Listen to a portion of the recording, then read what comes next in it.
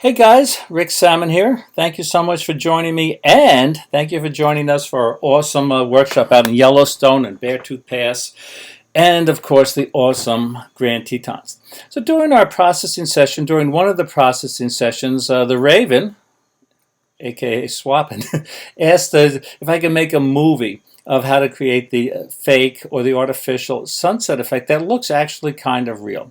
But the whole thing is, it's a lot of fun. So let's get going. I'm going to use Photoshop, but the key is to get into Nix. So you could get into there from Lightroom also, but you'll see at the end of this movie why you might want to play around with Photoshop.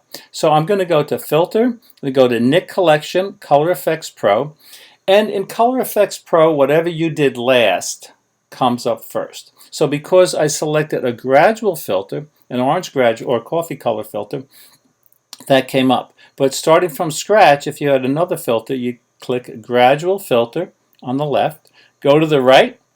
We have here this nice coffee color filter. No, we had a lot of coffee on the trip. I'm going to shift this all the way down. I'm going to reduce all the way over, which puts the filter all the way down. And I'm going to play around with this opacity because I wanted to create the effect of, that beautiful glow you get at sunset when you have a lot of smoke in the air. But the thing is, it's too even. It's just too even right now. It doesn't look like a sunset. So we're going to add a filter.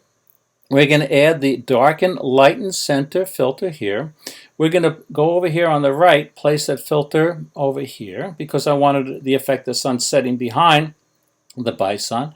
And I can control the border luminosity and the center luminosity. So if I turn that filter off and on, you can see that it looks more like a sunset than just like a flat scene like this. So we're done here. I'm going to click OK. Now this brings us back into Photoshop. Now I know you're not supposed to flatten layers, but I'm going to do that here for a reason, as you'll see in a few minutes.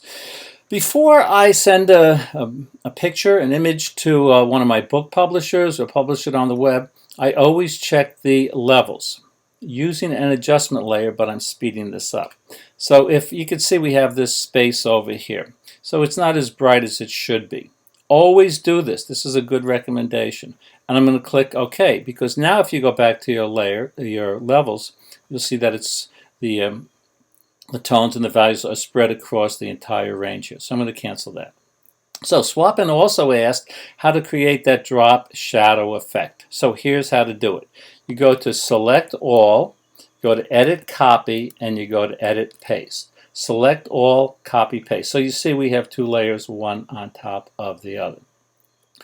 Now you see my background color is white. What I'm going to do now is I'm going to go to Image, I'm going to go to Canvas Size, and I'm just going to make this a few inches larger on each side. You have to play around, but basically you just want a larger canvas size like this. So this looks like the pictures, in a nice white frame. But what Swappin and some of the other folks loved was that I made it look like the picture was floating on the page. So we're going to Layer, we're going to go to a Layer Style, and we're going to select Drop Shadow.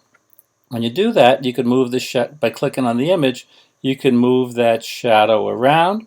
I would suggest playing around with the opacity, playing around with the distance, and playing around with the spread, and playing around with the size. Okay, because you want that nice and soft. I'm going to click OK. So now the picture look up here and look down here. It really looks like the picture's floating on the page. So I'm going to flatten this again. It looks kind of nice. But they also liked, some of the folks liked this.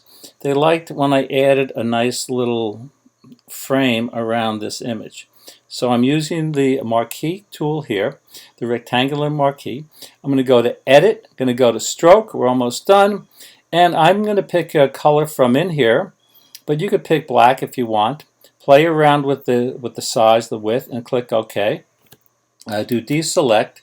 Now look at that picture. So if you compare this picture to what we started with, I think it's a lot more artistic and a lot more creative. Well, listen, my friends, I hope I see you on another workshop. Have a lot of fun. If you have any questions, you can contact me, of course, and you may want to try to do this if you want to put your name in it, www.ricksalmon.com. You can play around, you can move that around with the move tool. We could play around with the size of that.